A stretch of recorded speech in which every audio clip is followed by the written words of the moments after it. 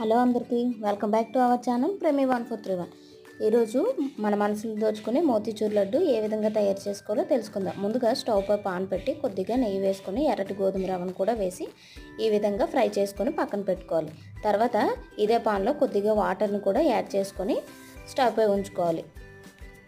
ఇది బాయిల్ అవుతునే లోపు వేరే గిన్నెలో కొద్దిగా బెల్లాన్ని వేసి అలాగే వాటర్ని కూడా వేసి కరగబెట్టుకోవాలి. ఈ లోపు వాటర్ అనేది బాయిల్ అయిన తర్వాత ముందుగా ఫ్రై చేసి పెట్టుకుని నూకను కూడా ఇందులో వేసుకొని ఈ విధంగా ఉడికించిన తర్వాత ఇందులో బెల్లం నీటిని వేసుకొని కొద్దిగా నెయ్యిని కూడా వేసి ఈ కన్సిస్టెన్సీ వచ్చేటంత వరకు చూసుకున్న తర్వాత ఇందులో కొద్దిగా ఫుడ్ కలర్ని కూడా యాడ్ చేసుకోవాలి.